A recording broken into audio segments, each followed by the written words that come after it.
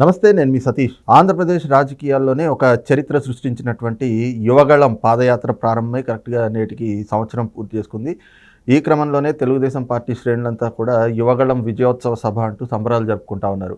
మరి నిజంగా ఆంధ్రప్రదేశ్ రాజకీయాల్లో యువగళం పాదయాత్ర ఎలాంటి మార్పులు తెచ్చింది అనేటువంటి అంశాలు మనతో చర్చించేందుకు తెలుగుదేశం పార్టీ జాతీయ అధికార ప్రతినిధి ప్రొఫెసర్ జ్యోత్స్న గారు ఉన్నారు. మేడం నమస్తే. నమస్కారం అండి. ముఖ్యంగా ఈ రోజున యువగళం విజయోత్సవ సభలు చేసుకుంటా ఉన్నారు, సంబరాలు జరుపుకుంటా ఉన్నారు.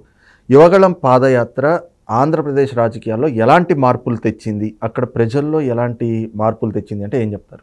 యువగళం పాదయాత్ర ఒక నవశకానికి నాంది పలికింది. ఎందుకంటే అప్పటి వరకు కూడా మనం క్రితం సంవత్సరం ఈ టైం వరకు చూసుకుంటే ప్రజలందరూ కూడా ఒక ఒక నిర్లిప్తమైనటువంటి ఒక దీంట్లో ఒక సిచ్యువేషన్ వాట్ వి కాల్, అందులో మాకు ఇవాళ రోజున వాళ్ళ బాధల్ని చెప్పుకోవడానికి, వాళ్ళ గళాన్ని వినిపించడానికి ఒక మీడియం వాట్ వి కాల్ అలా ఎవరున్నారు. ఎందుకంటే చంద్రబాబు నాయుడు గారు, తెలుగుదేశం పార్టీ, లోకేష్ గారు, ఇవన్నీ okay, we were doing lot of work, అవన్నీ ఓకే. కానీ ప్రజల వద్దకు వెళ్ళి ఇప్పుడు కలవగలిగేటువంటి వాళ్ళు అనేటువంటి ఒక పాయింట్ తర్వాత అసలు ప్రజల వద్దకు వెళ్ళి ఎవరు వాళ్ళ కష్ట నష్టాలని తెలుసుకోగలరు అనేటువంటి పరిస్థితి వచ్చినప్పుడు లోకేష్ గారు ఆ రోజున ఒక మాట అన్నారండి, ఇవాళ యువతకి వాళ్ళ భవిత గురించి మాట్లాడేటువంటి ఒక అవకాశాన్ని మనం ఇవ్వాలి. వాట్ నెక్స్ట్, రేపొద్దున ఏంటి అసలు మా భవితవ్యం ఏంటి, మా భరోసా ఏంటి, మాకు రేపొద్దున ఏం రాబోతోంది, ఏ విధమైనటువంటి ఒక భరోసా తెలుగుదేశం పార్టీ ప్రభుత్వం కల్పించబోతోంది, ఇవన్నీ ఆ రోజున వాళ్ళ మాటల్లో వినాల్సినటువంటి ఒక అవసరం ఉండింది. సో దాన్ని బేస్గా చేసుకొని అప్పటి వరకు మనం కనుక చూస్తే ఒక ఉపాధి లేదు, ఉద్యోగ అవకాశాలు లేదు, విద్యా అవకాశాలు లేవు, ఏ విధమైనటువంటి ఒక పాజిటివ్ దీంట్లోకి వెళ్లకుండా ఎక్కడికక్కడ యువత మద్యానికి, గంజాయికి బానిసైపోయి వాళ్ళ భవితవ్యం మొత్తం అంధకారంలో ఉందన్నటువంటి ఒక సమయంలో అన్ని యువత ఒక్కళ్ళకే కాకుండా అన్ని వర్గాల ప్రజలకి కూడా ఒక భరోసాను అందించడానికి ఆ రోజు నారా లోకేష్ గారు యువగళం అనేటువంటి పాదయాత్రను పెట్టుకున్నారు. సరే, యాజ్ యూజువల్ ఆయన పాదయాత్ర స్టార్ట్ చేసిన అనౌన్స్ చేసిన దగ్గర నుంచి, స్టార్ట్ కూడా కాదు, అనౌన్స్ చేసిన దగ్గర నుంచి కూడా మీడియా పక్షులు కొన్ని బయటకు వచ్చి వైఎస్ఆర్సీపీ నుంచి మాట్లాడడం మొదలుపెట్టినా ఎక్కడ ఆయన వెరవలేదండి. యువగళం స్టార్ట్ అయిన తర్వాత నిజానికి కూడా నాకు తెలిసి పలవనేరులో అనుకుంటాను పెద్దిరెడ్డి మనుషులు చాలా విపరీతమైనటువంటి హిండ్రన్స్ అక్కడ క్రియేట్ చేశారు. మాది సౌండ్ వెహికల్ తీసుకెళ్ళిపోవడం కావచ్చు, ఇంకా కొంచెం దూరం వచ్చిన తర్వాత అసలు నిలబడడానికి స్టూల్ని తీసుకెళ్ళిపోవడం కావచ్చు, లేదా మైకులు గుంజుకెళ్ళిపోవడం కావచ్చు, అలానే ఇంకా ఫర్దర్గా మనం చూస్తూ వెళ్తుంటే వాలంటీర్ల మీద దాడి కావచ్చు, అలానే కేసులు కావచ్చు, లోకేష్ గారి మీద కేసులు కావచ్చు, ఇవన్నీ అంటే దీస్ వర్ ఆల్ మనం చూస్తూ ఉన్నాం అనమాట. ఆ సంవత్సరం అంటే ఆ 226 రోజులు ఏ విధమైనటువంటి ఒక ధోరణి ప్రభుత్వం అవలంబించింది అనేటువంటి చూసాం. కానీ ఎక్కడా తగ్గకుండా నేను ఒక సంకల్పం తీసుకున్నాను, ప్రజలకి మద్దతుగా, ప్రజలకి భరోసాగా, కార్యకర్తలకి భరోసాగా నేను ఉంటాను, వాళ్ళ గళమై నేను వినిపిస్తాను అనేటువంటి ఒక సంకల్పం తీసుకున్నానని నారా లోకేష్ గారు ఆ రోజున చాలా క్లియర్గా చెప్పారు. ఆయన దాన్నే ముందర కొనసాగించారు. నిజానికి కూడా యువగళానికి వచ్చేటువంటి ఆ స్పందనని చూసి బెంబేలెత్తిపోయినటువంటి సర్కారు ఆ రోజున చంద్రబాబు నాయుడు గారి మీద అక్రమ కేసులు పెట్టడం కానీ ఇవన్నీ ఒక దుర్మార్గమైనటువంటి పంధాన్ని అవలంబించింది. అయినా సరే ఒక తండ్రికి ఒక తనయుడిగా తను చేయవలసినటువంటి బాధ్యతను నిర్వర్తించి మళ్ళీ యువగళం పాదయాత్రను మళ్ళీ కంటిన్యూ చేశారు. సో అంటే it needs a lot of conviction, it needs a lot of determination, it needs a lot of commitment to do such a యాత్ర. పాదయాత్రలు చాలామంది చేశారండి, మనం చాలా సందర్భాల్లో చూసాం. రాజశేఖర రెడ్డి గారు చేశారు, జగన్మోహన్ రెడ్డి గారు చేశారు, చంద్రబాబు నాయుడు గారు చేశారు, లోకేష్ గారు చేశారు. కానీ ఎన్నికల కోసమో ఇంకోటి కోసమో అనేటువంటిది కాకుండా ఆ రోజున వస్తున్నా మీకోసం అనేటువంటి ఒక పాదయాత్ర చంద్రబాబు నాయుడు గారు ఏ రకంగా అయితే ప్రజలతోటి మమేకమై ప్రజల కోసం మేము ఏ రకంగా పనిచేస్తామనేటువంటిది ఆ రోజున చెప్పారో, మళ్ళీ ప్రాబబ్లీ రెప్లికా ఆఫ్ దాట్ అని అనడం కన్నా కూడా probably improved version of that అని అనొచ్చేమో అనిపించింది నాకు. అండ్ ఆల్సో ఇంకో విషయం ఏంటంటే అండి, చాలా వర్గాల్లో వాళ్ళ వాయిస్ అవుట్ చేయడానికి వాళ్ళకి ఏ ప్లాట్ఫామ్ దొరకని ఒక సమయంలో యువగళం వాళ్ళకు ఒక ప్లాట్ఫామ్ అయింది. మీరు గమనించండి, ఆటో డ్రైవర్స్ కావచ్చు, మెకానిక్స్ కావచ్చు, వివిధ వర్గాలకు చెందిన కులాలకు చెందినటువంటి వాళ్ళు కావచ్చు, ప్రతి ఒక్కళ్ళు కూడా అయ్యా మాకు ఇబ్బంది జరుగుతుంది, అయ్యా మేము ఇది కోరుకుంటున్నాం, ప్రభుత్వం నుంచి మేము ఇది కోరుకుంటున్నాం. సో అండ్ ఆల్సో మీరు గమనిస్తే లోకేష్ గారి ప్రసంగాల్లో నాకు తెలిసి ఎన్నో వందల బహిరంగ సభలు పెట్టారు. ఏ ప్రసంగంలోనూ ఎక్కడా కూడా ఒక తప్పుడు మాట్లాడినటువంటి సందర్భం మనకి ఎక్కడా కనపడదు.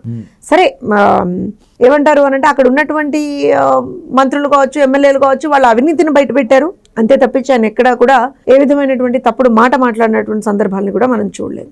కానీ ఒకటి, ఎవరైతే కార్యకర్తల్ని కావచ్చు, ప్రజల్ని కావచ్చు ఇబ్బందులు పెట్టారో ఆ అధికారులకు సంబంధించి మాత్రం ఖచ్చితంగా ఒక జ్యుడిషియల్ ఎంక్వైరీని అయితే వేయాల్సినటువంటి ఒక అవసరం ఉంది రేపు పొద్దున్న అధికారంలోకి వచ్చిన తర్వాత అనేటువంటిది అయితే లోకేష్ గారు చెప్పారు. ఒక రెడ్ బుక్ను ఆయన మెయింటైన్ చేశారు. రెడ్ బుక్ ఎందుకు మెయింటైన్ చేశారంటే చాలా సందర్భాల్లో దీని మీద కూడా ఆయన మీద ట్రోల్స్ చేశారండి. రెడ్ బుక్ను ఎందుకు మెయింటైన్ చేయాల్సినటువంటి ఒక అవసరం వచ్చిందంటే మీరు 24 గంటలు కూడా తెలుగుదేశం పార్టీ కార్యకర్తల్ని, తెలుగుదేశం పార్టీ సానుభూతి పరుల్ని, ప్రజలని మీరు ఇబ్బందులు పెడుతూ ఉంటామని చెప్పి అధికారులు కూడా అనుకుంటే, అక్కడ పైన ఉన్నటువంటి అమాత్యులకి తొత్తులుగా మారి గనక మీరు అనుకుంటే that is not a proper thing to do. So దాన్ని ఎవరు కూడా బేర్ చేయాల్సినటువంటి ఒక పరిస్థితి ఉండకూడదు, ఎవరు కూడా దాన్ని ఒప్పుకోవాల్సినటువంటి పరిస్థితి ఉండకూడదు. అంటే ఓవరాల్గా గనక మనం చూస్తే ఇవాళకి సంవత్సర కాలం యువగళం పాదయాత్రకి మొదటి అడుగుపడి, కానీ మొత్తం ఈ 226 రోజుల పాటు ఆయన చేసినటువంటి పాదయాత్ర it has created literally a mark in the history of Andhra Pradesh politics, wear ఏంటంటే he could go down to the people and వాళ్ళతోటి మాట్లాడి అసలు వాట్ ఆర్ దేర్ ప్రాబ్లమ్స్, వాళ్ళ ఇబ్బందులు ఏంటి. మీరు గమనిస్తే కనుక కొన్ని వేల విజ్ఞాపన పత్రాలు తీసుకుని and everything is recorded, every single thing 4000 పైచులకు నాకు తెలిసి every single thing is recorded. And also మీరు గమనిస్తే చాలా సందర్భాల్లో చాలా చోట్ల ఎవరైతే ఇమీడియట్ బెనిఫిట్ ఎవరికైతే కావాల్సినటువంటి పరిస్థితి ఉండేదో, ఇమీడియట్ వాళ్ళకి రిలీఫ్ కావాల్సినటువంటి పరిస్థితి ఉండిందో అది కూడా ఇమీడియట్గా అక్కడ కల్పించినటువంటి వ్యక్తి నారా లోకేష్ గారు. వేరే వాళ్ళలాగా జగన్మోహన్ రెడ్డి లాగా పాదయాత్ర చేస్తుంటే అయ్యా నాకు హార్ట్ ప్రాబ్లం ఉంది, నేను ఆపరేషన్ చేయించుకోవాలి, కొంచెం మీరు సపోర్ట్ చేయాలి, ప్రభుత్వంతో ఏదైనా ఏ విధమైనటువంటి హెల్ప్ వచ్చేట్టుగా మీరు సపోర్ట్ చేయాలంటే నా ప్రభుత్వం అధికారంలోకి వచ్చిన తర్వాత చేస్తానన్నాడు. సరే ఇవాళ వరకు చేశాడో లేదో ఎవరికి తెలియదు, కానీ అలా చేయలేదండి. ఎందుకంటే ఎంతోమంది తల్లులు తమ బిడ్డల్ని పోగొట్టుకున్నటువంటి వాళ్ళు, కరోనా చాలా విపరీతమైనటువంటి పరిస్థితులు మనందరికీ చూపించిందండి. నాకు తెలిసి ఎన్నో if I'm not wrong some double డిజిట్లోనే ఆ కేసెస్ కూడా ఉన్నాయి. తెలుగుదేశం పార్టీ కార్యకర్తలు పాపం కొంతమంది పిల్లల చదువుల బాధ్యతలు, ఆ తల్లులు వచ్చి అయ్యా నా కొడుకు ఇలా ఇదైపోయాడు కరోనా సమయంలో, ఇదివరకు చంద్రన్న బీమా లాంటిదన్నా వచ్చేది, మాకు ఇవాళ రోజున అది ఏదీ లేదు, ఏ విధమైనటువంటి ఆసరా లేదు, చిన్న పిల్లలు ఉన్నారు చదువుకోవాలి అని అంటే అమ్మా నీకు పెద్ద కొడుకుగా నేను ఉన్నానని అక్కడికక్కడ వాళ్ళకి ఇమీడియట్గా ఒక రిలీఫ్, పిల్లల్ని చదివించేది ఉంటే వాళ్ళ చదువులకు సపోర్ట్ చేయడం, ఎవరికన్నా చాలా సందర్భాల్లో ఎవరికన్నా ఆర్థిక సహాయాలు కూడా ఎక్కడికక్కడ చేసినటువంటి సందర్భాలు చూసాం. వచ్చి లోకేష్ గారిని కలిసి వెళ్ళారని చెప్పి షాపుల్ని కూలగొడితే ఆ షాపుల్ని వెనువెంటనే నిర్మించి ఇచ్చినటువంటి ఒక పరిస్థితిని చూసాం. అలానే ప్రతి 100 కిలోమీటర్లకి ఒక శిలాఫలకం వేసి నేనేం చేస్తాను ఆ ప్రాంతానికి అని చెప్పి రికార్డెడ్గా డాక్యుమెంటెడ్గా పెట్టాడు నారా లోకేష్ గారు. ఎవరు చేశారండి? ఏ రాజకీయ నాయకుడు చేశాడు ఇలాంటిది? ఇది ఒక పక్కన చూస్తే అంటే ప్రజల్లో మీరు చెప్పినట్టు ఈ రకమైనటువంటి ఒక ధైర్యం, మనోధైర్యం వచ్చింది. అప్పటి వరకు గడప దాటాలంటే భయపడే స్టేజ్ నుంచి ఈ రోజున జూలు విదుల్చుకుని ప్రజలే బయటకు వచ్చి పోరాటాలు మొదలుపెట్టారు. ఇదో పక్కనైతే ముఖ్యంగా మీరు చెప్పినట్లుగా ఆ రాయలసీమ ప్రాంతం దాటే లోపే జగన్మోహన్ రెడ్డి ఆ తాడేపల్లి ప్యాలెస్లో ప్రకంపనలు సృష్టించేలాగా రాజకీయంగా కూడా అనేక మార్పులు తెచ్చారు. ఇప్పుడు ఆ మార్పులు పర్యవసానం నేను అదే చెప్పబోతున్నాను. యాక్చువల్గా యువగళం ఇంపాక్ట్ ఏంటి మీరు అన్నారు, యువగళం ఇంపాక్ట్ కూడా ఏంటి అని అంటే నాకు తెలిసి ఆల్మోస్ట్ మిడిల్ యువగళం మధ్యలో ఉన్నప్పుడు అనుకుంటా, ఆల్మోస్ట్ హాఫ్ మార్క్ దాటినప్పుడు అంతకు ముందులోనే గ్రాడ్యుయేట్ ఎమ్మెల్సీ ఎన్నికలు వచ్చాయండి.